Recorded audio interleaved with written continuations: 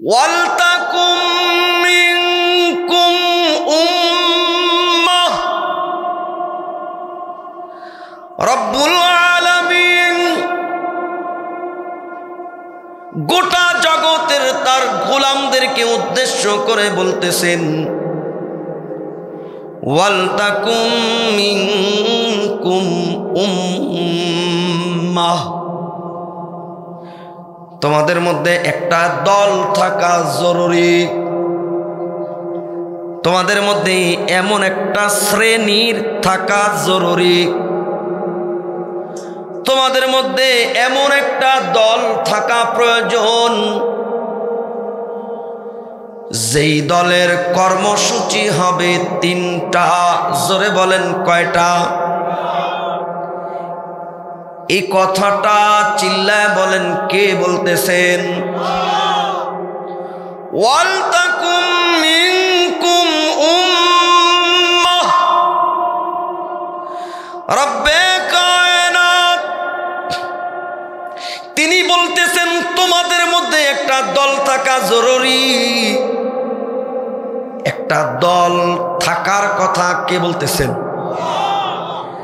আল্লাহর বান্দারা। যে রব্বুল আলামিন দল রাখার কথা বলতেছেন, যে রব্বুল আলামিন দল রাখার কথা বলতেছেন, ওই দলের কর্মসূচি কি হবে এটাও সেই মহান রব্বুল আলামিন দিয়ে দিয়েছেন। রবের দেওয়া কর্মসূচি তিনটা। জোরে বলেন কয়টা? আমি ধারাবাহিকভাবে আগানোর চেষ্টা করব, আলোচনা করার চেষ্টা করব। যদি মনোযোগ সহকারে শুনেন তাহলে এই আয়াতে কারিমার আলোচনাটা আপনাদের ভালো লাগবে।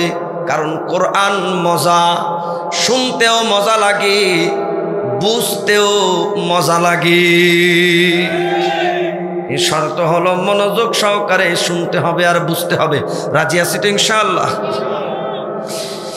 এক নম্বর কর্মসূচি, ইয়াদউনা ইলাল খায়র। আল্লাহু আকবার। রবের দেওয়া এক নম্বর কর্মসূচি, ইয়াদউনা ইলাল খায়র, মানুষকে কল্যাণের দিকে ডাকবে, মানুষকে খায়রের দিকে ডাকবে। ইয়াদউনা ইলাল খায়র, অকল্যাণের দিকে ডাকা যাবে না, মন্দ রাস্তার দিকে ডাকা যাবে না, মানুষকে মন্দের দিকে ডাকা যাবে না। মানুষকে ডাকতে হবে কল্যাণের দিকে, মানুষকে ডাকতে হবে ভালোর দিকে। বলেন না কে বলতেছেন? কয় নম্বর কর্মসূচি? এক নম্বর। কয় নম্বর কর্মসূচি? ইয়াদউনা ইলাল খায়র, খায়রের দিকে ডাকা, কল্যাণের দিকে ডাকা। এই আয়াতে কারিমার এই শব্দের মধ্যে রব্বে কায়নাত বললেন কল্যাণের দিকে ডাকো, কিন্তু কোনটা কল্যাণ কোনটা অকল্যাণ এটা কিন্তু এই আয়াতে বলা হয় নাই। বলা হয়েছে কল্যাণের দিকে ডাকো, ভালো কাজের দিকে ডাকো, কিন্তু বলা হয় না কোনটা ভালো আর কোনটা মন্দ। তাহলে আমরা বুঝবো কি করে কোনটা ভালো কোনটা মন্দ? না বুঝলে তো ডাকাও সম্ভব হবে না। যদি ভালো মন্দ না চিনি, ভালো মন্দের পার্থক্য যদি নির্ণয় করতে না পারি, তাহলে কোনটা ভালো কোনটা মন্দ পার্থক্য করতে পারছি না। মানুষকে উম্মতকে ডাকতেও পারছি না ভালোর দিকে। সুতরাং কল্যাণের দিকে যদি ডাকতে হয়, আগে কল্যাণ কোনটা এটা পরিচয় জানার দরকার আছে না নাই? কেশবপুরের বাসিন্দারা এই আয়াতে কারিমার তাফসীর আমার মতো আলেম নয়, জগতের সাধারণ কোনো আলেম নয়, এই আয়াতে কারিমার তাফসীর স্বয়ং নবীজি সাল্লাল্লাহু আলাইহি ওয়াসাল্লাম দিয়ে গিয়েছেন। চিল্লায় বলেন না আলহামদুলিল্লাহ। তাফসীর ইবনে কাসির ইয়াদুনা ইলাল খায়র, মানুষকে কল্যাণের দিকে ডাকবে, এর অর্থ হলো নবীজি সাল্লাল্লাহু আলাইহি ওয়াসাল্লাম বলতেছেন আল খায়রু হুয়া ইত্তিবাউল কুরআনি ওয়া সুন্নতি। বলেন না আলহামদুলিল্লাহ। আয়াতে কারিমার ব্যাখ্যা নবীজি করতেছেন, আলহামদুলিল্লাহ বলেন না। আয়াতে কারিমার তাফসীর কে করতেছেন? নবীজি করতেছেন। আল খায়রু হুয়া ইত্তিবাউল কুরআনি ওয়া সুন্নতি। নবীজি বলতেছেন এই আয়াতে কারিমার মধ্যে যে খয়রের দিকে ডাকার কথা বলা হয়েছে, কল্যাণের দিকে ডাকার কথা বলা হয়েছে, এই কল্যাণ দ্বারা উদ্দেশ্য হলো আল্লাহর কোরআনের আনুগত্য করা এবং নবীজির সুন্নাতের আনুগত্য করা। চিল্লায় বলেন না ঠিক না বেঠি। নবীজি বলতেছেন হুয়া ইত্তিবাউল কুরআনি, কল্যাণ বলা হয় কোরআনের আনুগত্য করা, ওয়া সুন্নতি, এবং আমি নবীজির আনুগত্য করা। তো নবীজির দেওয়া ব্যাখ্যা অনুযায়ী বোঝা গেল, আপনারা বুঝতে পারতেছেন তো, রাগ হচ্ছেন না তো ইনশাআল্লাহ। নবীজির দেওয়া ব্যাখ্যা অনুযায়ী বোঝা গেল রব্বে কায়নাত এক নম্বর কর্মসূচি যেটা দান করলেন মানুষকে কল্যাণের দিকে ডাকা, এর অর্থ হলো মানুষকে কোরআন ও নবীজির সুন্নাতের দিকে ডাকা। দুনিয়ার কোন নেতার নিয়মের দিকে নয়, কোন দলের দলীয় নেতার আদর্শের দিকে নয়, কোন দলের দলীয় নেতার আদর্শের দিকে নয়, কোন দলের মন গড়া আদর্শের দিকে নয়। ডাকতে হবে একমাত্র আল্লাহর কোরআন এবং নবীজির সুন্নাতের দিকে। আসতে বলেন ঠিক না বেটি। অর্থ হলো আল্লাহর কোরআনের আনুগত্য করা এবং নবীজির সুন্নাতের আনুগত্য করা। এক নম্বর আল্লাহর কোরআনের আনুগত্য করা। তাবারাকা ওয়া তাআলা, আল্লাহ তাবারাকা ওয়া তাআলা কালামে পাকের মধ্যে ঘোষণা করতেছেন শাহরু রমাদানিল্লাযী উনজিলা ফীহিল কুরআন, শাহরু রমাদানিল্লাযী, রব্বে কায়নাত বলতেছেন আমি নাজিল করলাম রমজান মাস, যাতে আমি নাজিল করলাম ফিহিল কুরআন, যে রমজান মাসে আমি নাজিল করলাম কোরআন। কি কেন নাজিল করলাম? রব্বে কায়নাত বলতেছেন হুদাল লিন্নাস, সমস্ত জগতের মানুষের হেদায়েতের জন্য। বলেন না আলহামদুলিল্লাহ। এই আয়াতে কারিমার মধ্যে সমস্ত জগতের মানুষের হেদায়েতের জন্য কোরআনকে নাজিল করেছে, এই কথা কে বললেন? আরো জোরে বলেন। তাহলে পৃথিবীর সমগ্র মানব জাতি লাভবান হবে ওই দিন, কামিয়াবি অর্জন করবে সেই দিন, সফলতা অর্জন করবে সেই দিন, যেই দিন সবাই মিলে পবিত্র কোরআনকে নিজেদের জীবনে ফিট করে নিবে, কোরআনকে আঁকড়ে ধরবে।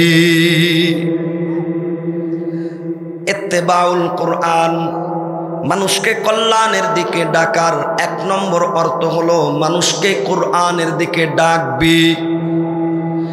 দুনিয়ার কোন মানুষের বানানো নিয়ম নীতির দিকে ডাকা যাবে না। ডাকতে যদি হয় আল্লাহর দিকে ডাকবে, কোরআনের দিকে ডাকবে। আল্লাহর দিকে মানুষকে ডাকার জন্য, কোরআনের দিকে মানুষকে ডাকার জন্য কারা কারা তৈরি আছে? আল্লাহু আকবার। মুসলমান ভাইরারে আমার, কথাগুলি গভীর মনোযোগ দিয়ে বোঝার চেষ্টা করবেন। আজকে সমস্ত দুনিয়ার মানুষ, বিশেষ করে মুসলমানেরা মার খাইতেছে, মুসলমানেরা কাফেরদের হাতে মার খাইতেছে, নিষ্পেষিত হচ্ছে শুধুমাত্র কোরআন থেকে দূরে সরে যাওয়ার কারণে। কোরআন থেকে মানুষ মাইল মাইল, হাজার হাজার মাইল দূরে সরে গিয়েছে। মুসলমানের বাচ্চারা কোরআন পড়তে জানে না, মুসলমানের বাচ্চারা কোরআন পড়তে জানে না। ফজরের নামাজ পড়ার পর ওরে বাপেও নামাজ পড়ে না, মাও নামাজ পড়ে না, তো বাচ্চা কি করে মক্তবে কোরআন নিয়ে যাবে? কথা বলেন।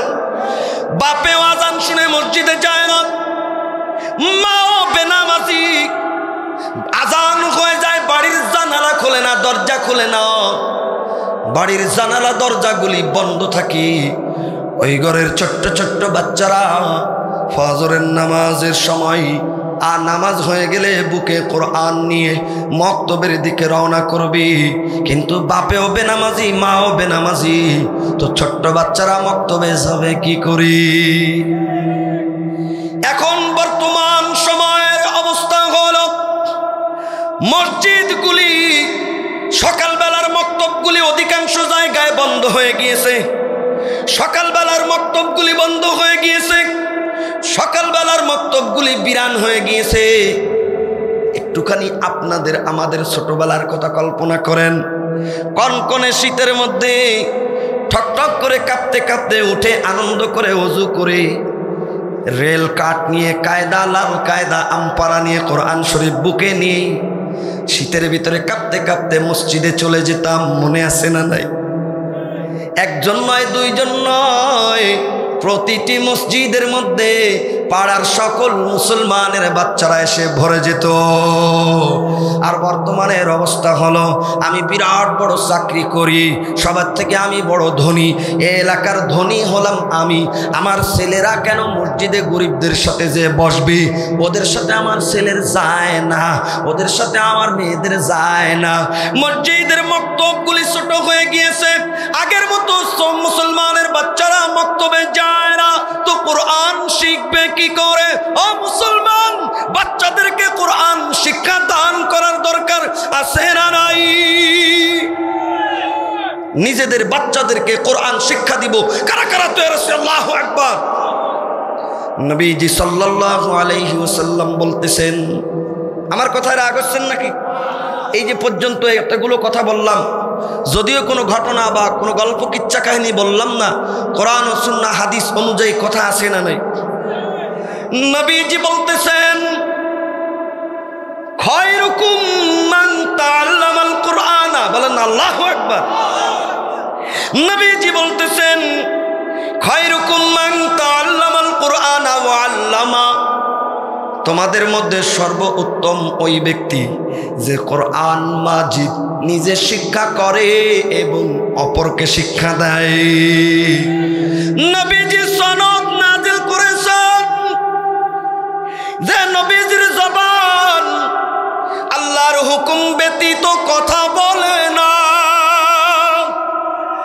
নবীজির জবান আল্লাহর হুকুম ব্যতীত কথা বলে না, ঠিক না বেঠিক? একদিন নবীজি সাল্লাল্লাহু আলাইহি ওয়াসাল্লাম মসজিদে নববীতে সাহাবায়ে কেরামদেরকে নিয়ে বসা। হঠাৎ করে ইয়াহুদীদের একজন আলেম, ইয়াহুদীদের একজন আলেম এসে নবীজি সাল্লাল্লাহু আলাইহি ওয়া আলিহি ওয়াসাল্লামকে প্রশ্ন করতেছেন, হে মুহাম্মদ, আপনি বলেন তো দুনিয়ার ভিতরে সব থেকে নিকৃষ্ট জায়গা, দুনিয়ার ভিতরে সব থেকে ভালো জায়গা কোনটা? আপনি বলেন তো। নবীজি সাল্লাল্লাহু আলাইহি ওয়াসাল্লাম বলতেছেন, আপনি একটু অপেক্ষা করেন, জিবরাইল আমিন আসুক, শুনে তারপরে বলবো। জোরে কন্না সুবহানাল্লাহ। কে বলতেছেন এই কথা? নবীজি। নবীজিকে আমাদের থেকে জ্ঞানী কম না বেশি? জোরে বলেন। তো ইয়াহুদি আলেম এসে প্রশ্ন করতেছে দুনিয়ার ভিতরে সব থেকে ভালো জায়গা কোনটা? নবীজি বলতেছেন, আপনি অপেক্ষা করুন, জিবরিল আমিন আসুক, আমি শুনে তারপরে বলবো। আর আমাদের সমাজে কিছু পণ্ডিত আছে, উত্তর নাই দক্ষিণ নাই, সকাল বিকাল আলেমদের থেকে বেশি পণ্ডিত হয়ে গেছে, মশলা দেওয়া শুরু করে। মানে আসল শব্দটা হবে মাসআলা, কিন্তু গ্রাম্য ভাষায় কয় মশলা, মশলায় মুসা বলে না। আরে বাবা, ওর সামনে বসলে মনে হয় কি, চার দোকানে যখন তার সামনে বসায় মনে হয় কি এর থেকে বড় বিজ্ঞানী বুদ্ধিজীবী দেশে আর একটাও নাই। নবীজি সাল্লাল্লাহু আলাইহি ওয়া আলিহি ওয়াসাল্লাম বলতেছেন, আপনি বসেন, অপেক্ষা করেন, জিবরিল আমিন আসবে, আমি শুনে তারপরে আপনার প্রশ্নের জবাব দিয়ে দেব। বলেন না সুবহানাল্লাহ। আল্লাহর কি কুদরত! ইতিমধ্যে জিবরিল আমিন উপস্থিত হয়ে গিয়েছে। আলহামদুলিল্লাহ, জিবরিল আমিন উপস্থিত হয়ে গিয়েছে।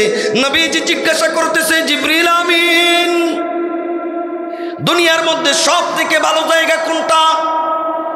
জিবরিল আমিন জবাব দেয়, নবীজি, প্রাণের প্রিয় নবীজি, ইয়া রাসূলুল্লাহ, ইয়া হাবিবাল্লাহ, আপনি একটু অপেক্ষা করেন, আমি আল্লাহর কাছ থেকে শুনে এসে তারপর আপনাকে বলতেছি। আল্লাহু আকবার। ইহুদীকে নবীজি বললেন, বসো, জিবরিল আমিন আসুক, শুনে তারপর জবাব দিব। আর জিবরিল আমিন বললেন, ইয়া রাসূলুল্লাহ, অপেক্ষা করেন, আল্লাহর কাছ থেকে শুনে এসে তারপরে জবাব দেব।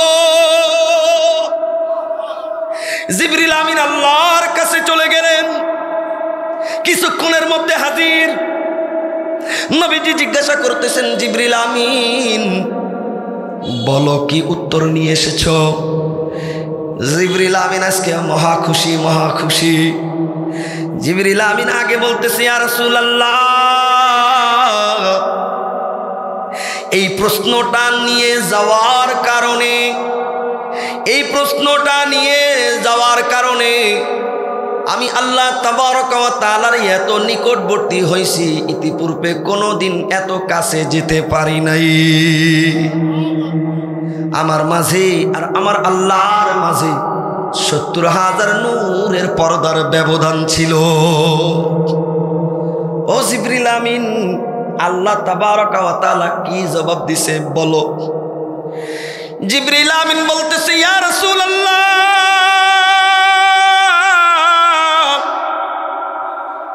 রব্বে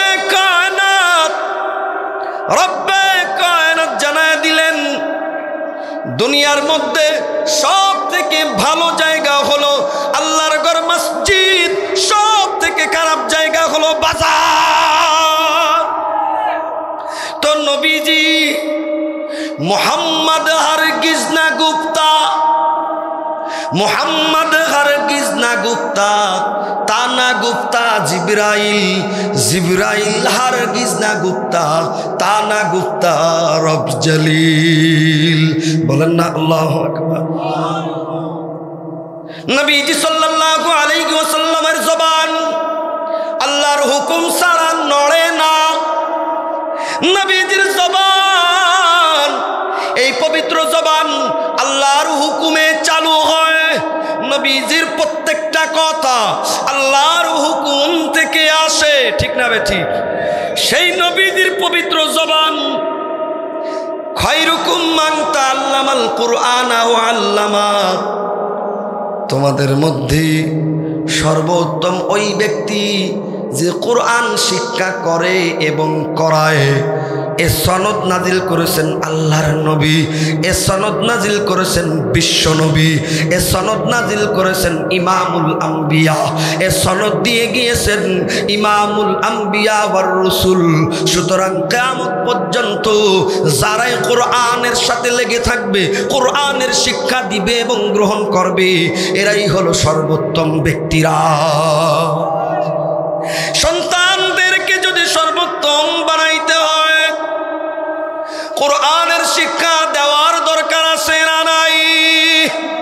এ মুসলমান, রাজনগর বাঁকা বর্ষিক নতুন হাট জামে মসজিদের মুসল্লিয়ানে কেরাম, এই মসজিদকে মক্তবকে জিন্দা করব, এই মসজিদে মক্তবকে জিন্দা করব, নিজের বাচ্চাদেরকে মক্তবে পাঠাবো, কোরআন শিক্ষা দেওয়াবো, দরকার হলে মাদ্রাসায় ভর্তি করাবো, এরপরেও কোরআনের শিক্ষা তাদেরকে দিব।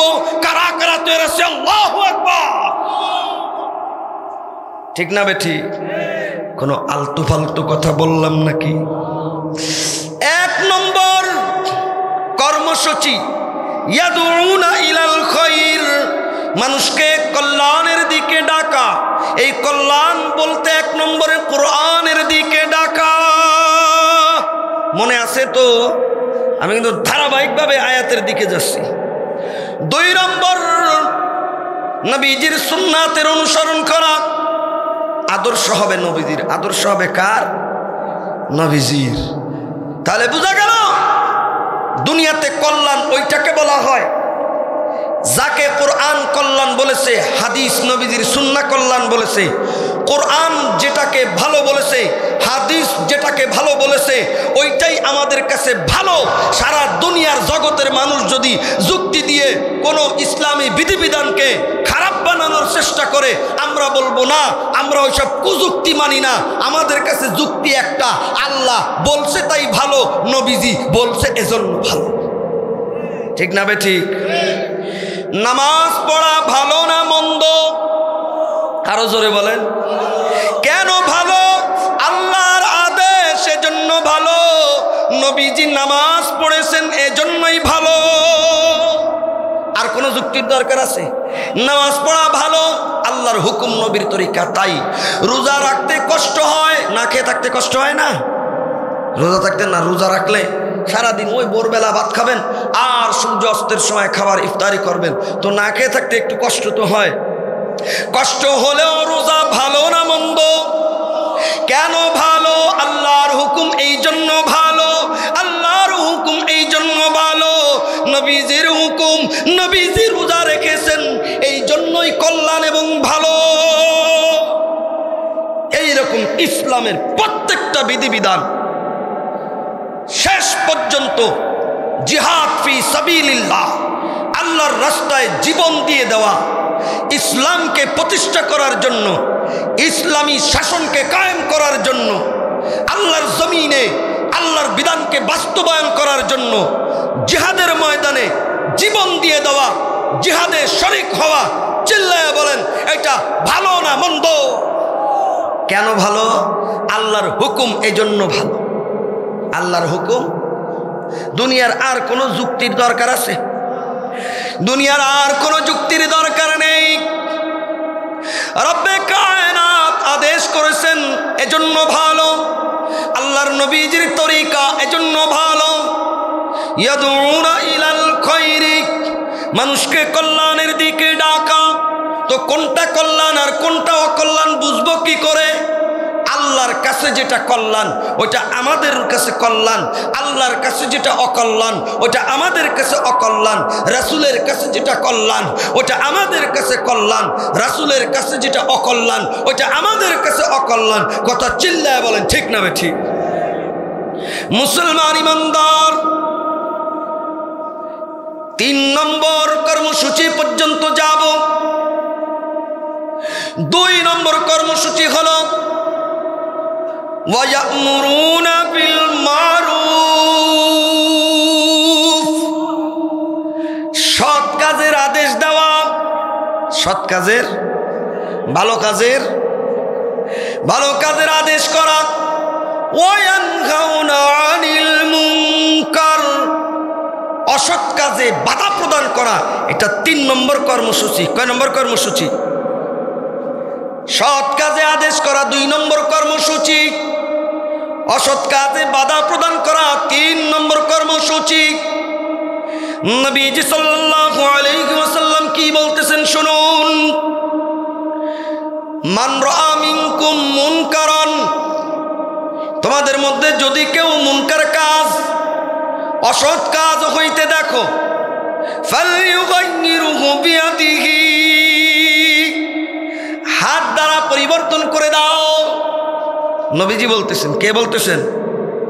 আপনারা মনে হয় অসন্তুষ্ট হচ্ছে। ফালইউগাইয়িরহু বিয়াদিহি, হাত দ্বারা জাতি, যদি তোমরা হাত দ্বারা পরিবর্তন করার সামর্থ্য না রাখো, ফাবিলিসানিহি, জবান দ্বারা পরিবর্তন করে দাও, জবানের মাধ্যমে তার খারাপই বর্ণনা করো।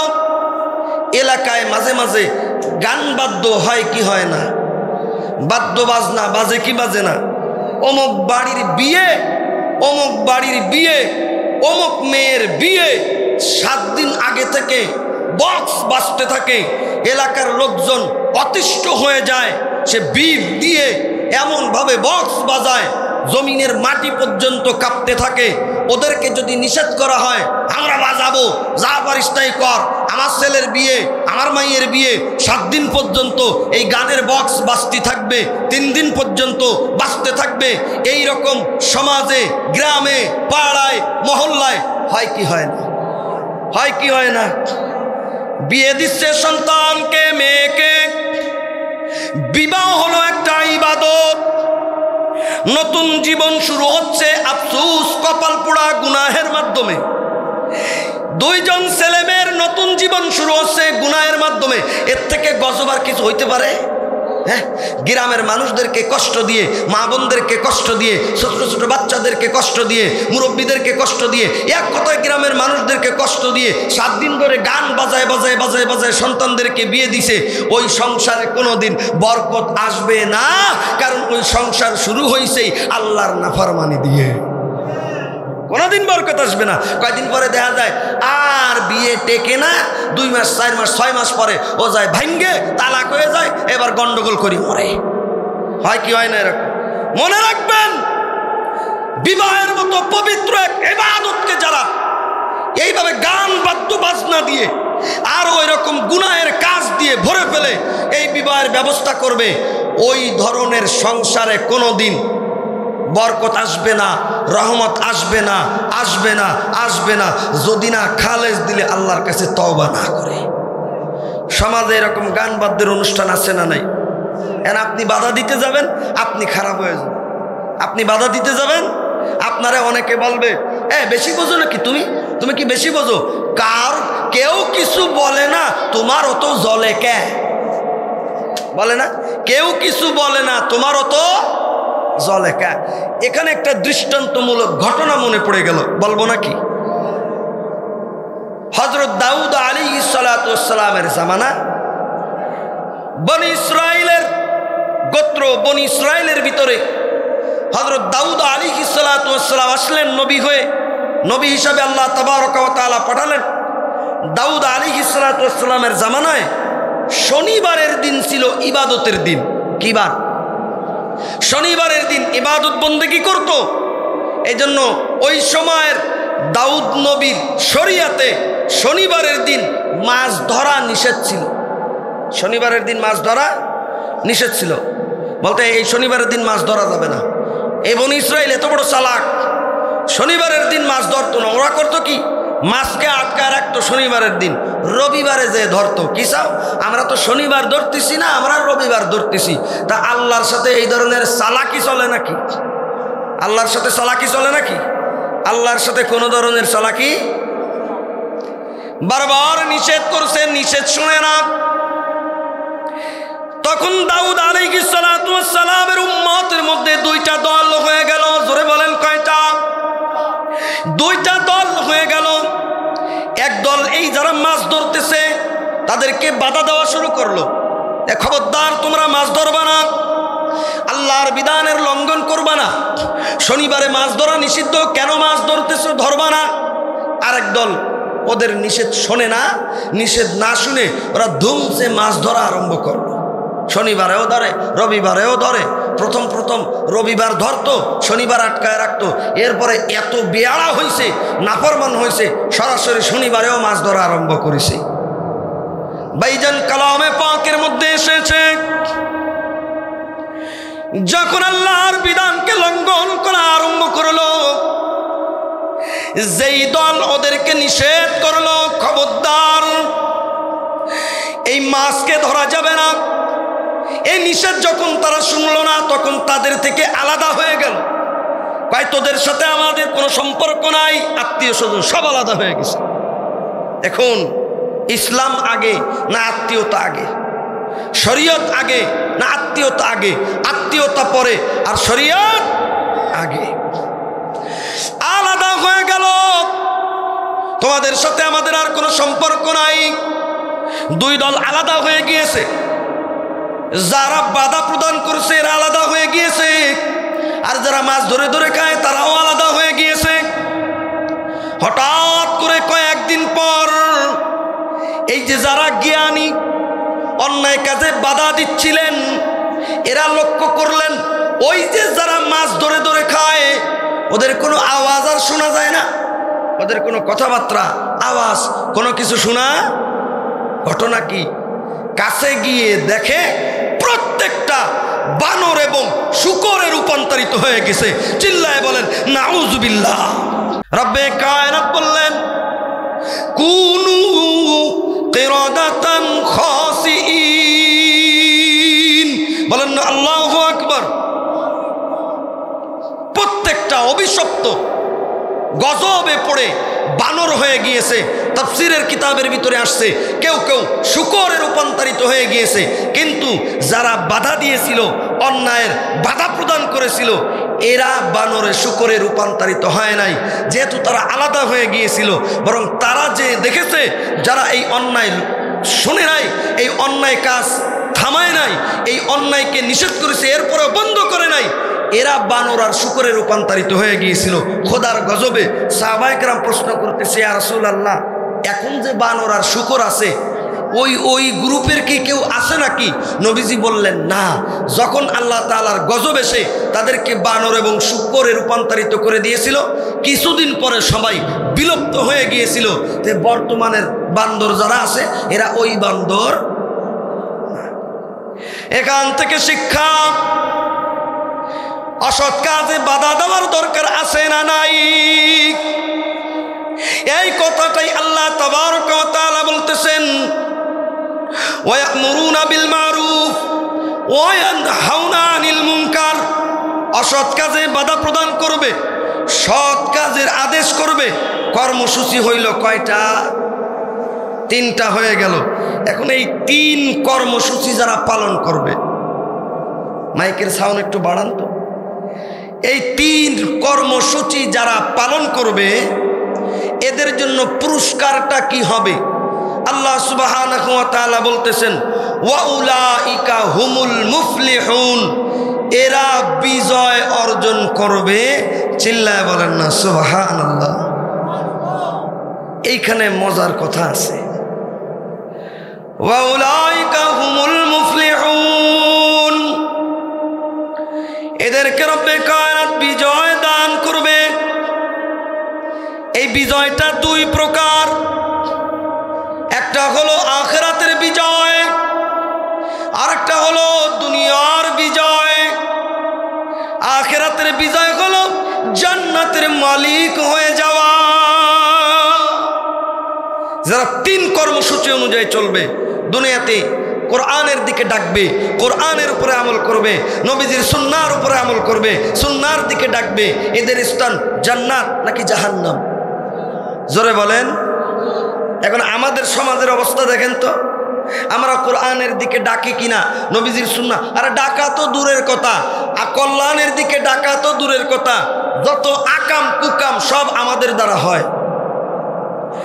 বিরাট বড় মুসল্লি, মসজিদে 5 ওয়াক্ত নামাজে প্রথম কাতারে, মাসে মাসে 3 দিনে তাবলীগে যায়, পীরের দরবারেও যায়, নামাজ পড়ে তাসবিহটা বের করে টিপতে টিপতে আসে। দেখলে মনে হয় যে এইমাত্র জিবরাইল আমিন নামিয়ে আইছে, কিন্তু লোকটার ব্যাকগ্রাউন্ড চেক করে দেখা গেল বনের জমিন ফাঁকি দিয়ে লিখে নিয়েছে, ভাইয়ের জমিনকে আত্মসাৎ করছে, ভাইকে ঠকাইছে, বোনকে ঠকাইছে। আছে না নাই? নিজেরা সব সম্পত্তি লিখে নিয়েছে, বোনদেরকে দেয় নাই। ভাগ্নেদের, বোনকে ঠকানো মানেই তো ভাগ্নেদেরকে ঠকানো, ভাইকে ঠকানো মানেই ভাতিজা ভাতিজিদেরকে ঠকানো। এই ধরনের নামাজি আসে না নাই? মসজিদে যে বলতেছে আমি এই মসজিদের জন্য 20,000 টাকা দান করতেছি, অথচ ওর ব্যাকগ্রাউন্ড তালাশ করে দেখা গেল সব সম্পত্তি ছেলেদের নামে লিখে দিছে, মেয়েদেরকে ঠকাইছে, বোনদেরকে ঠকাইছে, ছোট ভাই বড় ভাইকে ঠকাইছে, বড় ভাই ছোট ভাইকে ঠকাইছে, উনি আবার মসজিদে 20,000 টাকা দান করতেছে। আরে মিয়া, দান করা নফল, আর তুমি যে হক নষ্ট করেছো ওই হককে ফেরত দেওয়া ফরজ। দান পরে করো, ফরজ হক আগে ফেরত দাও। জমিন আগে আছে কিনা নাই? জোরে বলে, আরো জোরে বলে। যত রকম ভণ্ডামি অকল্যাণ আর মন্দ আমাদের মধ্যে আছে না নাই? ওরে টাকা তো দূরের কথা, নিজেরাই তো আমল করি না। হ্যাঁ, নবীজি সাল্লাল্লাহু আলাইহি ওয়াসাল্লাম বলতেছেন, লা ঈমানা লিমান লা আমানাতা লাহু।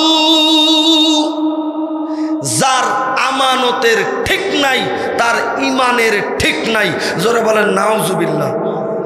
এই ফতোয়া কি আমি দিলাম? আমার পরে রাগ হচ্ছেন? এই ফতোয়া কি আমি দিয়েছি? লা ঈমানা লিমান লা আমানাতা লাহু। যার আমানতের ঠিক নাই তার ঈমানের ঠিক নাই। নিজের বোনকে ফাঁকি দিয়েছো, সব সম্পত্তি লিখে নিয়েছো, বোনের আমানতের খেয়ানত করেছো। তুমি মসজিদে যে সিজদা করো, হাজী সাহেব হজ করতে যাও, তাবলীগে চিল্লা লাগাও, প্রত্যেক দিন সকালে তসবিহ টেকো, প্রত্যেক দিন সকালে তসবিহ টিপাটিপি করো। শুনে নাও, তোমার আমানতের ঠিক নাই তো ঈমানেরও ঠিক নাই। লা ঈমানা লিমান লা আমানাতা লাহু। যার আমানতের ঠিক নাই তার ঈমানের ঠিক নাই। মসজিদে যে লম্বা লম্বা সিজদা দাও, আলহামদুলিল্লাহ, ভালো কথা, নামাজ পড়া ফরজ, এই জন্য ফরজ কাজটা আদায় করতেছো, এটা তো করতেই হবে, নিষেধ করা যাবে না। নামাজও যেমন পড়ো, তো ওই যে হক নষ্ট করছো, বোনের হক, ওইটাও একটু ফেরত দিয়ে আসো। কায় হুজুর আমি বোনের হক নষ্ট করিনি। এবার মনে হয় অনেকের একটু কষ্ট হচ্ছে। কায় হুজুর আমি বোনের হক নষ্ট করিনি, আমি কিনে নিছি। ও কি কায়দায় সিটিংবাজি করে কিনে নিছে শোনেন। মনে করেন আব্বা মারা গেছে, আব্বা মারা যাওয়ার পরে যে জমিনটা বোন পাবে, ধরেন 5 শতক জমিন পাবে, 5 শতক। তা বোনকে বলতেছে তুই তো শ্বশুর বাড়ি যাবি, তো এই জমিন জায়গা জমি দিয়ে তুই কি করবি? তুই আমার কাছে বিক্রি করে দিয়ে যা। তো 1 শতকের দাম ধরে নেন 50,000 টাকা। তো এই ভাই কি বোনকে 50,000 টাকা দেবে? কত দেবে? 10,000 কি 5,000 টাকা দেবে? 10, 5,000, 15,000 টাকা দেবে। বোন মনে মনে চিন্তা করবে আমার জমিন তো আমি জীবনেও পাবো না, তো 10,000, 15,000 যদি পাই এইটাই তো ভালো। ও আর কোনো কিছু বলে না, ঠিক আছে তুমি দাও, যা দিবা দাও, নিয়ে জমিনটা নিয়ে নাও। কারণ ও জানে দিলেও আমার থাকবে না, না দিলেও আমার থাকবে না। এখন এইভাবে বোনের কাছ থেকে সিটিংবাজি করে জমিন কিনে নিয়ে কয় আমি আমার বোনকে ঠগাইনি, আমি কিনে নিছি। তুই 1 নম্বর সিটিংবাজ। তুমি যদি সত্যি বোনকে হক দিতে চাও, তাহলে জায়গার দখলটা বোনের হাতে দিয়ে দাও, বোনের নামে রেজিস্ট্রি করায় দাও, করে নেওয়ার সুযোগ করে দাও। বোন জমির মালিক হয়ে গিয়েছে কাগজে কলমে। এইবার তুমি কিনতে যাও, তোমার 20,000 টাকায়ও দেয় নাকি দেখা যাবে, ঠিক কিনা? লা ঈমানা লিমান লা আমানাতা লাহু। যার আমানতের ঠিক নাই তার ঈমানের ঠিক নাই। ভণ্ডামিতে ছেয়ে গেছে আমাদের সমাজ, সব ভণ্ডামিতে ছেয়ে গেছে। আজকাল নতুন আরেক ভণ্ডামি শুরু হয়েছে, বলবো নাকি? আপনারা বেজার হচ্ছেন নাকি? নতুন এক ভণ্ডামি শুরু হয়েছে। কি? 10 বছর বিয়ে করেছে, 15 বছর বিয়ে হয়েছে, 10 বছর 20 বছর সংসার, ছেলে মেয়ে আর হয় না। এখন যায় কোন জায়গায়? কবিরাজের বাড়ি, তাবিজ কবজ আনতে যায়, অমুক খান জাহানের দরবারে, অমুক গাজা বাবা খাজা বাবার দরবারে, অমুক লালন শাহর দরবারে, যে ওখানে মান্নত করে, সিজদা দেয়, মোমবাতি জ্বালায়, আগরবাতি জ্বালায়। আর সন্তান হয় না, দেওয়ার মালিক কে? চাইতে হবে কার কাছে? মুসলমান গভীর মনোযোগ। কি বলতেছি আমি? গভীর মনোযোগ। হযরত ইব্রাহিম আলাইহিস সালাতু ওয়াস সালাম কত বড় একজন নবী, জলিলুল কদর একজন নবী। ইব্রাহিম আলাইহিস সালাতু ওয়াস সালাম 100 100 বয়সের কাছাকাছি, এক বর্ণনায় লিখছে 86 বছর বয়স। তো 86 বছর বয়স, এখনো পর্যন্ত ইব্রাহিম নবীর কোনো সন্তান হয় না, দেয় না। কে দেয় না? ইব্রাহিম নবী, ইব্রাহিম আলাইহিস সালাতু ওয়াস সালামের সন্তান হয় না। রবের দরবারে চাওয়া আরম্ভ করলেন। চাইতেছেন কার কাছে? রব্বি হাবলি মিনাস সলিহিন, আয় আল্লাহ আপনি আমাকে নেককার সন্তান দান করেন, আয় আল্লাহ আপনি আমাকে নেককার সন্তান দান করেন। ইব্রাহিম নবীজির সন্তান হয় না। এত বড় একজন নবী, জালিলুল কদর নবী, যেই নবীজির বংশ থেকে, ইব্রাহিম পয়গম্বরের বংশ থেকে 70,000 পয়গম্বর আল্লাহ তাআলা দিয়েছেন দুনিয়াতে। জোরে বলেন সুবহানাল্লাহ। কম বেশি হইতে পারে, প্রায় 70,000 কমবেশ নবী এবং রাসূলকে বনি ইসরায়েলের ভিতরে আল্লাহ তাআলা প্রেরণ করেছেন। এই এত বড় জালিলুল কদর নবীর সন্তান হয় না, চাইতেছেন কার কাছে? মা বোনেরা গভীর মনোযোগ, মা বোনেরা গভীর মনোযোগ। ইব্রাহিম নবীজির আগে দুনিয়াতে আরো নবী এসেছিলেন, ঠিক না ঠিক? আদম নবীর কবর আছে, শীষ নবীর কবর আছে, নূহ নবীর কবর আছে। তো আমার সাথে বলেন চিল্লায়া, পীরের কবরের দাম বেশি না নবীর কবরের দাম বেশি? পীরের কবরের দাম বেশি না নবীর কবরের দাম বেশি? মিয়া, আমাদের সন্তান হয় না, পীরের কবরের কাছে যায়। নবীজির সন্তান হয় না, ইব্রাহিম পয়গম্বরের সন্তান হয় না, তিনি তো কোনো নবীর কবরের কাছে যান নাই। কথা বুঝতেছেন আমার? কথা বুঝতেছেন আমার? আমাদের কিছু হইলেই এমনি পীরের দরবারে যাও, খান জাহান আলীর দরবারে দুইটে মুরগি মান্নত মানিছি, ওই দিঘির ভিতরে ছাড়বো, কুমিরে এসে খেয়ে নিয়ে যাবে। কি হবে ওই মুরগিতে? কি হবে? কিচ্ছু হবে না। চাইতে হবে কার কাছে? পীরের কবরের দাম বেশি না নবীজির কবরের দাম বেশি? নবীদের কবরের দাম বেশি, নবীদের কবরের দাম বেশি। কই ইব্রাহিম পয়গম্বর তো কোন নবীর কবরের কাছে গেলেন না, ওখানে গিয়ে মান্নত মানলেন না। আদম নবীর কবরে গিয়ে মোমবাতি জ্বালাইলেন না, মুরগি নিয়ে গেলেন না, ছাগল নিয়ে গেলেন না। শেষ নবীর কবরে মুরগি নিয়ে গেলেন না, ছাগল নিয়ে গেলেন না। নূহ নবীর কবরে মুরগি নিয়ে গেলেন না, ছাগল নিয়ে গেলেন না, মোমবাতি জ্বালালেন না, আগরবাতি জ্বালালেন না। ওই নবীজির কবরে গিয়ে হাত তুলে চাইলেন না, সিজদা করলেন না। সন্তান হয় না, চাইতেছেন কার কাছে? রব্বি হাবলি মিনাস সলিহিন, আয় আল্লাহ আপনি আমাকে নেককার সন্তান দান করেন, আপনি আমাকে নেককার সন্তান দান করেন। ও মা, যদি সন্তান না হয়, ও মা যদি সংসারে অশান্তি হয়, কোন কবিরাজের কাছে তাবিজ কবজ আনতে যাওয়া লাগবে না, আল্লাহর কাছে দোয়া করেন, আল্লাহ সব কিছু ঠিক করে দেবে। কথা চিল্লায় বলে ঠিক না বেঠিক? আর ইনারা তাবিজ করে।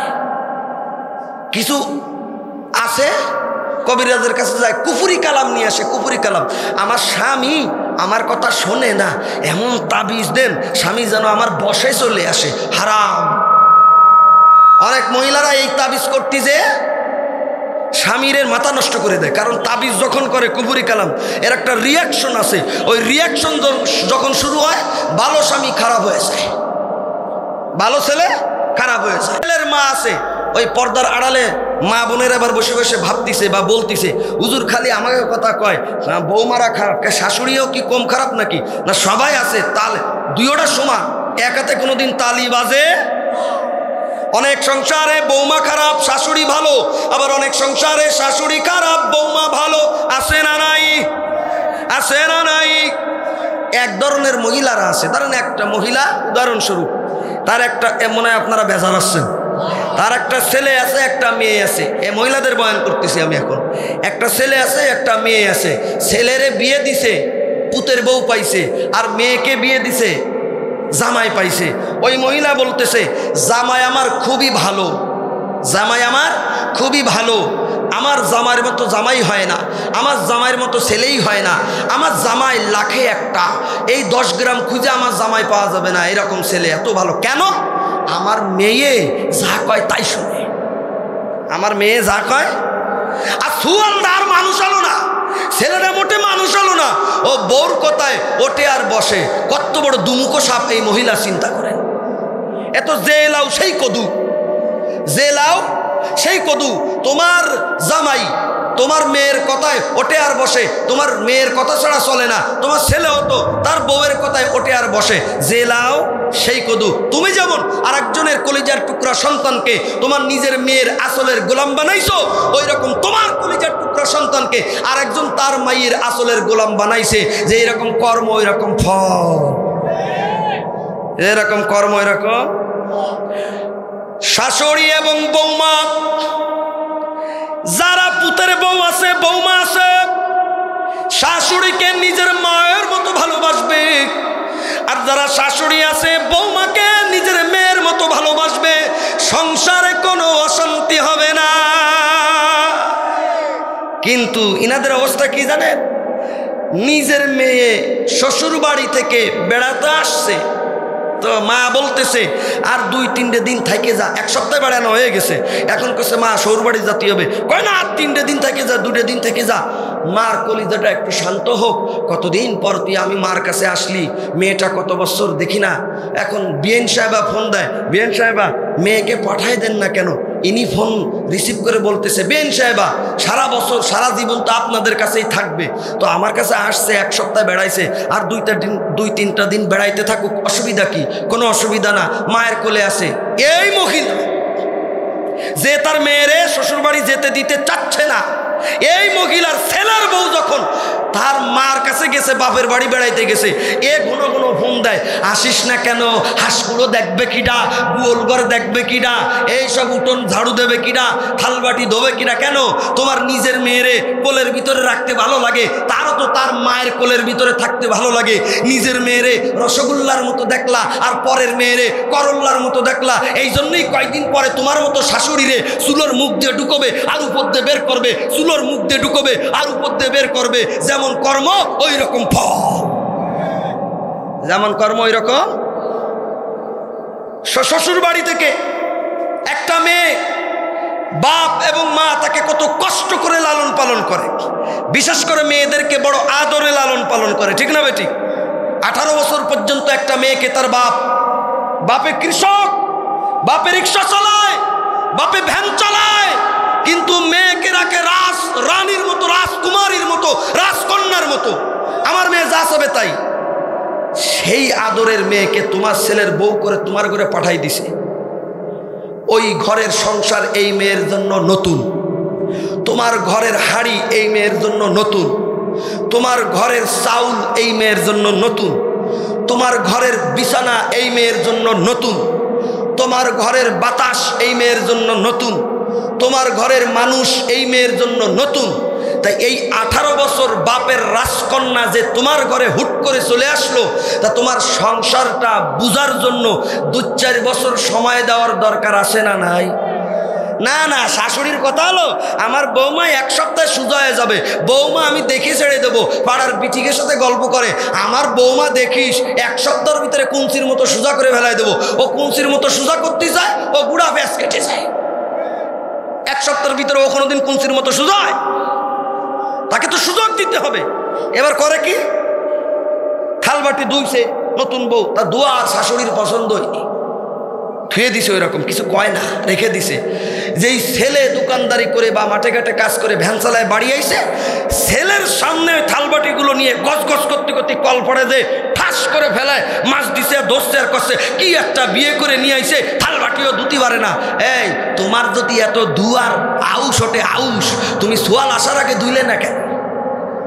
হ্যাঁ, তুমি তো নিজের হাতে নিজের ছেলের সংসারের ভিতরে বিষ ঢুকচ্ছ, বিষ। এবার কয়দিন পরে সংসারে অশান্তি চলবে, আগুন ধরে যাবে। এখন আর বৌমা ভালো না, হুজুর একটা তাবিজ দেন, ওই কবিরাজের কাছে যাবে, তাবিজ দেন, কুফরি কালাম করবে, হ্যান করেন ত্যান করেন। এ যখন টের পাবে মেয়ে এলারা যে আমার মেয়ের বিরুদ্ধে তাবিজ করতেছে, ওরাও লেগে যাবে তাবিজ করার জন্য। অনেক সময় একই হুজুরের কাছে 2 গ্রুপ যায় তাবিজ করতে, ও ওর বিরুদ্ধে করে, ও ওর বিরুদ্ধে করে। হুজুর সব জানে কিন্তু টাকা খাওয়ার লোভে কিছু পায় না। কবিরাজ সব জানে কিন্তু টাকা খাওয়ার লোভে কিছু বলে না। আছে না নাই? চিল্লায় বলেন আছে না নাই? এই জন্য যারা মহিলারা আছেন পায়ে কথায় কথায় মান্নত করবেন না। মান্নতের একটা সিস্টেম আছে। মান্নত করতে হবে আল্লাহর নামে। কার নামে? কোনো পীরের নামে মান্নত হবে না, মাজারের নামে মান্নত হবে না, মসজিদের নামে মান্নত হবে না। ও মান্নত হবে একমাত্র আল্লাহর নামে। আল্লাহর নামে, আল্লাহর নামেই মান্নত হবে। সন্তান হয় না, দেওয়ার মালিক কে?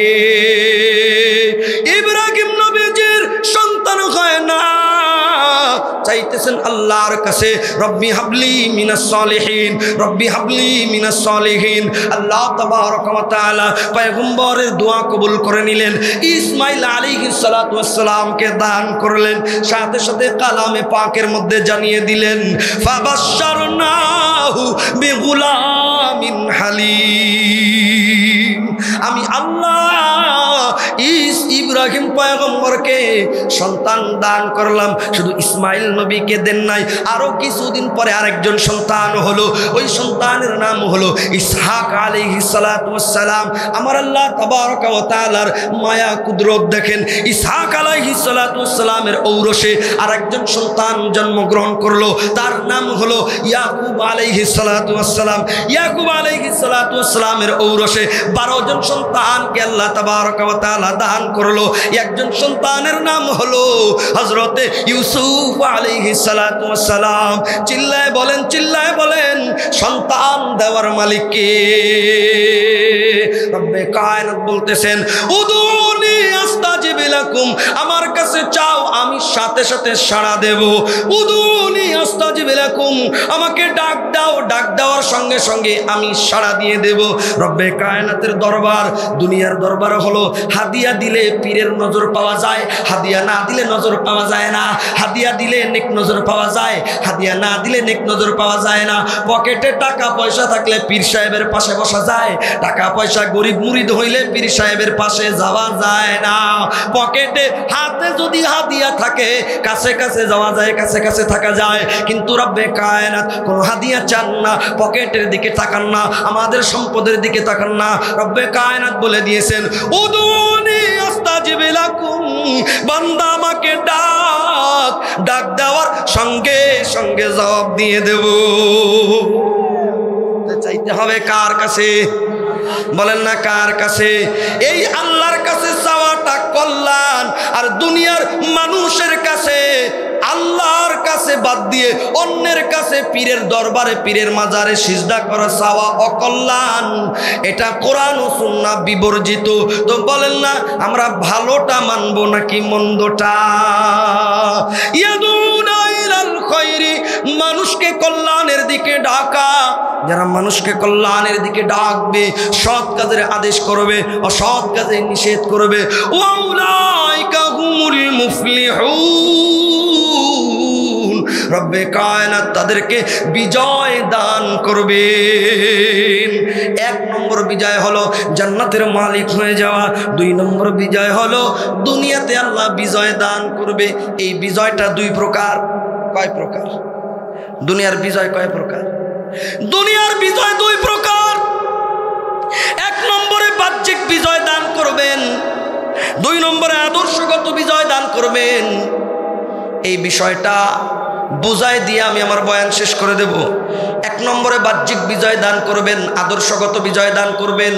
2 নম্বরে বাহ্যিকভাবে পরাজয় বরণ করবে কিন্তু আদর্শগতভাবে বিজয় দান করবে। উদাহরণ নেন, হযরতে মূসা আলাইহিস সালাতু ওয়াস সালাম, এই নবীর নাম শুনেছেন তো আপনারা? মূসা নবী, মূসা আলাইহিস সালাতু ওয়াস সালাম যেই জামানায় দুনিয়াতে এসেছিলেন, ওই জামানার এক ফেরাউন ছিল। ওই ফেরাউনে 400 বছর হায়াত পাইছিল। কয়শো বছর? 400 বছরের হায়াত পাওয়া ফেরাউন। হযরতে ইউসুফ আলাইহিস সালাতু ওয়াস সালাম দুনিয়া থেকে বিদায় নিলেন। আর মিশরে ওই মূসা নবীর ফেরাউন এসে ক্ষমতা দখল করলো। সেখান থেকে ক্ষমতা হইতে হইতে 400 বছর। আর ওই ফেরাউনের জামানায় মূসা নবীকে আল্লাহ তাবারক ওয়া তাআলা পাঠাইলেন। কি অবস্থায় পাঠাইলেন? ফেরাউনের স্বপ্ন দেখে, ফেরাউনের স্বপ্ন দেখে তার মসনদকে, তার সালতানাতকে টুকরো টুকরো হয়ে যায়, টুকরো টুকরো করে দেয়। স্বপ্নের ভিতরে ইঙ্গিত পেয়ে যায়, স্বপ্নের ব্যাখ্যাকারকদেরকে ডাক দেয়, কি ব্যাপার? ডাক দিয়ে বলে, ফিরাউন বাদশাহ নামদার, বনি ইসরাইলের মধ্যে একজন সন্তান আসতেছে, এই সন্তান আপনার মসনদকে, সিংহাসনকে চূর্ণ বিচূর্ণ করে দেবে। ফিরাউন কি করলো? এই ভয়ে বনি ইসরাইলের হাজার হাজার হাজার হাজার ছেলে সন্তানদেরকে হত্যা করে দিল। এক বর্ণনার ভিতরে আছে ৭০,০০০ সন্তানকে, ছেলে সন্তানকে হত্যা করে দিয়েছে। জোরে কন্যা নাউজুবিল্লাহ। এরপরেও মুসা নবী আসছে কিনা? মুসা নবীকে কি ঠেকাইতে পারছে? আমি যেই দিকে নেওয়ার চেষ্টা করতেছি, মুসা নবী দুনিয়ার বুকে আসলেন, আস্তে আস্তে বড় হলেন, আল্লাহর হুকুমে তাওহীদের দাওয়াত দেওয়া আরম্ভ করলেন। কিন্তু ফেরাউনের কাছে শত্রু হয়ে গেল। ফেরাউন বনি ইসরাইলদেরকে জুলুম নির্যাতন করা আরম্ভ করলো। এক পর্যায়ে আল্লাহ তাবারক ওয়া তাআলা মুসা নবীকে বললেন, ও মুসা, আজকের রাতে শেষ রজনীতে তুমি হিজরত করো, ওই ফেরাউনের এলাকা থেকে হিজরত করো। মুসা নবী বনি ইসরাইলদেরকে নিয়ে, উম্মতদেরকে নিয়ে হিজরতের জন্য বাইরে হয়ে পড়লেন। ফেরাউনের কানে কানে কে যেন খবরটা বলে দিয়েছে, ও বাদশা নামদার, আপনার শত্রুরা তো পলায়ন করতেছে, চলে যায়। এই কথা শোনার সঙ্গে সঙ্গে ফেরাউন তার দলবল নিয়ে মুসা নবীর পিছু পিছু চলা আরম্ভ করলো, ধাওয়া করা আরম্ভ করলো। মুসা নবী সামনে সামনে যায়, ফেরাউনের পিছনে পিছনে যায়। বহু দূর চলার পর বিরাট বড় একটা সমুদ্র সাগর, লোহিত সাগর, যে সাগরের দুই পাশে পাহাড়, পিছন দিকে ফিরাউনের সৈন্য, সামনে বিরাট বড় লোহিত সাগর। পিছন দিকে তাকায় দেখে ফিরাউনের সৈন্য আসতেছে। আল্লাহ তাবারক ওয়া তাআলার সাথে যোগাযোগ আরম্ভ হয়ে গিয়েছে। চিল্লায় বলেন না আলহামদুলিল্লাহ। ডাক দিয়া বলে, আমার মালিক, এই মুহূর্তে আমি কি করব? আল্লাহ তাবারক ওয়া তাআলা বলতেছেন, ও মুসা, আমার দিকে তাকান। আল্লাহ তাবারক ওয়া তাআলা বলতেছেন, ও মুসা, তোমার লাঠি দিয়ে লোহিত সমুদ্রের পানির উপরে একটা বাড়ি মারো। এখন যুক্তি বলে ফেরাউন আমারে ধাওয়া করতেছে, বাড়ি মারলে তো ফেরাউনের মাথায় মারবো, পানিতে মারলে কি হবে? কিন্তু কথা একটা, আল্লাহ যাকে কল্যাণ বলবে ওটাই হলো কল্যাণ। আল্লাহ বলছে পানিতে বাড়ি মারতে, এর ভিতরেই কল্যাণ। যুক্তিতে ধরুক আর নাই ধরুক। মুসা নবী কোনো প্রশ্ন করলেন না। যেই মাত্র আল্লাহ বললেন পানিতে বাড়ি মারতে, সঙ্গে সঙ্গে লাঠি দিয়ে একটা আঘাত করলো। একে বাড়িতে দুই পানি দুই পাশে ভাগ হয়ে গিয়ে বিরাট বড় রাস্তা তৈরি হয়ে গেল। মুসা আলাইহিস সালাম পার হয়ে গেলেন। ফিরাউন তার সৈন্য নিয়ে পার হওয়ার জন্য রওনা করলো। একেবারে মাঝ বরাবর যখন চলে এলো, আল্লাহ তাবারক ওয়া তাআলা বলল, ও লোহিত সাগরের পানি, আর রাস্তার দরকার নাই। আমার মুসা পার হয়ে গিয়েছে, আমার প্রিয় বান্দারা পার হয়ে গিয়েছে, ইমানদাররা পার হয়ে গিয়েছে, আমার মুসা পার হয়ে গিয়েছে। ও পানি মিলে যাও, আর রাস্তার দরকার নাই। আল্লাহর হুকুমে পানি মিলে যাওয়া আরম্ভ করলো। ফেরাউন আর তার দলবলকে ইন্দুরের মতো সুবায়া সুবায়া সুবায়া সুবায়া আল্লাহ তাবারক ওয়া তাআলা মারলেন। এই হলো ফিরাউনকে পরাজিত করে দিলেন, আর মুসা নবীকে বিজয় দান করলেন। এটা হলো বাহ্যিকভাবে বিজয়। এবং মুসা নবীর যে তাওহীদের আদর্শ নিয়ে দুনিয়াতে আসছিলেন, এখনো ওই আদর্শ জিন্দা আছে না নাই? এটা হলো বাহ্যিকভাবেও বিজয় দান করলেন, আর আদর্শগতভাবেও বিজয় দান করলেন।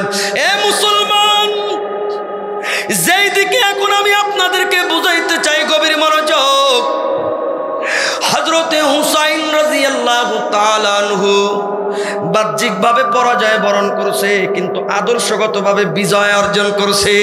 জোরে বলেন না আলহামদুলিল্লাহ।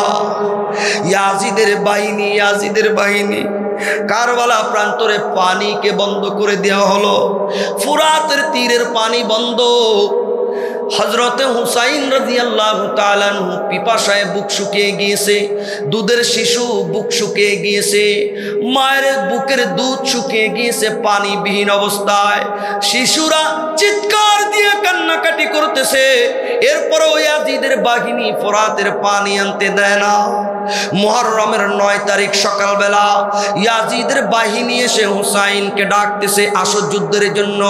হযরতে হুসাইন রাদিয়াল্লাহু তাআলা আনহু বলতেছে, শোনো, আজকের একটা দিন একটা রাত সময় দাও। মুহররমের ৯ তারিখ সারা দিন আমরা রোজা রাখছি, আজকের রাতটা ইবাদত বন্দেগী করতে দাও। আগামীকাল মুহররমের ১০ তারিখ সকালবেলা তোমাদের সাথে যুদ্ধ হবে।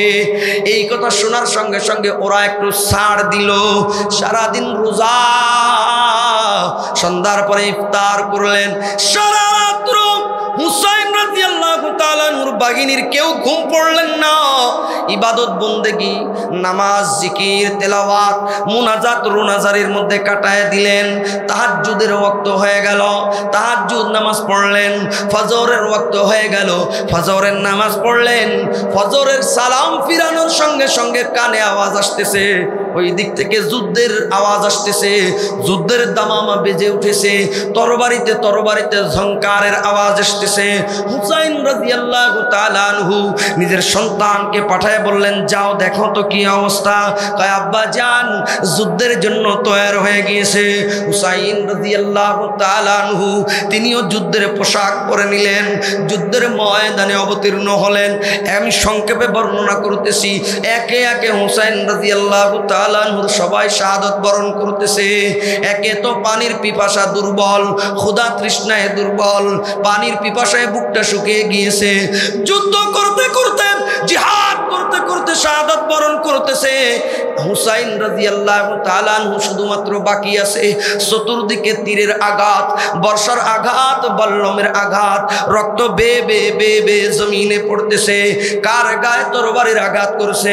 নবীজি সাল্লাল্লাহু আলাইহি ওয়াসাল্লামের চোখের সুরমা আদরের নাতি হযরতে ফাতেমাতুজ জোহরা রাদিয়াল্লাহু তাআলা আনহার বুকের মানিক, হযরতে আলী রাদিয়াল্লাহু তাআলা আনহুর বুকের মানিক, নবীজির সন্তান, নবীজির বংশ, নবীজির আওলাদ, নবীজির প্রিয় নাতি, নবীজি যাকে দেখে জড়িয়ে ধরতেন, নবীজি যার দেহের অঙ্গে অঙ্গে চুমা দিয়েছেন, এমন হুসাইন রাদিয়াল্লাহু তাআলা আনহুকে তরবারি দিয়ে আঘাত করতেছে।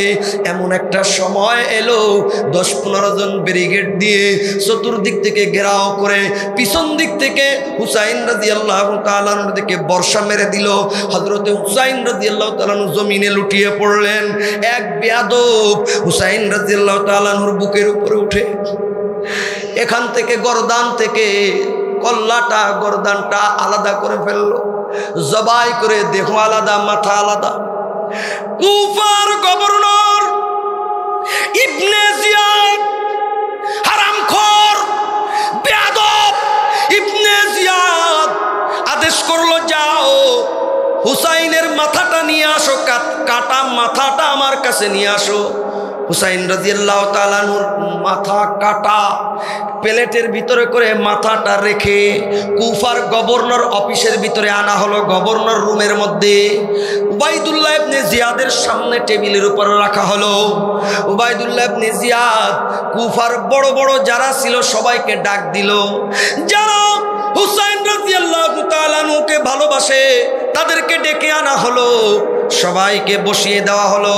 তার মধ্যে একজন বৃদ্ধ সাহাবী ছিলেন, নাম হলো যায়েদ ইবনে আরকাম রাদিয়াল্লাহু তাআলা আনহু। একেবারে বৃদ্ধ সাহাবী, গায়ে বল নেই, আস্তে আস্তে কাঁপতে কাঁপতে দাঁড়ায়। ওই সাহাবীও ওই মজলিসে বসা। কুফার গভর্নর ইবনে জিয়াদ, কুফার গভর্নর ইবনে জিয়াদ একটা ছোট্ট ছুরির মতো বর্ষা হাতে নিয়ে কাটা মাথা হুসাইন রাদিয়াল্লাহু তাআলা আনহুর কাটা মাথা প্লেটের উপরে, ওই যে ঠোঁট, যে ঠোঁট বেয়ে বেয়ে রক্ত পড়তেছে, ওই ঠোঁটে আস্তে করে ওই ছুরি দিয়ে বর্ষা দিয়ে খোঁচা মারতেছে, খোঁচা মারতেছে হুসাইন রাদিয়াল্লাহু তাআলা আনহুর ঠোঁটে। ওই বৃদ্ধ সাহাবী যায়েদ ইবনে আরকাম রাদিয়াল্লাহু তাআলা আনহু সহ্য করতে পারেন নাই, চিৎকার দিয়ে দাঁড়িয়ে বলতেছেন, ইবনে জিয়াদ, ওই ঠোঁট থেকে তুমি ছুরিটা সরায় নাও। আমি অসংখ্যবার ওই ঠোঁটে আল্লাহর নবীজিকে চুমা দিতে দেখেছি, আমি অসংখ্যবার ওই ঠোঁটে, আমি অসংখ্যবার ওই ঠোঁটে আল্লাহর নবীজি চুম্মা দিতে দেখেছি, ওই ঠোঁট থেকে তুমি বর্ষা সরায় নাও। ও মুসলমান, এটা বলে আমি বুঝাইতে যাই, ইয়াজিদের বাহিনী জিতে গেল, বিজয় অর্জন করলো, হুসাইন রাদিয়াল্লাহু তাআলা পরাজয় বরণ করলো, কিন্তু কিয়ামত পর্যন্ত কেউ ইয়াজিদের আদর্শ গ্রহণ করবে না। কিয়ামত পর্যন্ত আমরা হুসাইন রাদিয়াল্লাহু তাআলার আদর্শ মতো চলতে চাই। কথা চিল্লায় বলেন ঠিক না ঠিক? এর নাম হলো আদর্শের বিজয়। বাহ্যিকগতভাবে পরাজয়, কিন্তু আদর্শের বিজয়। আল্লাহ তাবারক ওয়া তাআলা বলতেছেন, যদি এই 3 কর্মসূচি পালন করা হয়, এই বিজয়ও আল্লাহ আমাদেরকে দান করবেন। তাহলে এই ঘটনা থেকে বোঝা গেল, কখনো কখনো আলেমরা মার খাবে, হকপন্থীরা মার খাবে, কিন্তু হকের পরাজয় কোনোদিন হবে না। হুসাইন রাদিয়াল্লাহু তাআলা মার খেয়েছেন, পরাজয় বরণ করছে, কিন্তু হকের পরাজয় হয়েছে নাকি? কেউ তো ইয়াজিদের আদর্শ গ্রহণ করে না। আমরা সবাই নবীজির রেখে যাওয়া সাহাবী হুসাইন রাদিয়াল্লাহু তাআলা আনহুর আদর্শ গ্রহণ করতে চাই। কারা কারা তো রাসূল আল্লাহু আকবার, নারায়ে তাকবীর। তাহলে এতক্ষণের আলোচনা আমার কোথায় ছিল?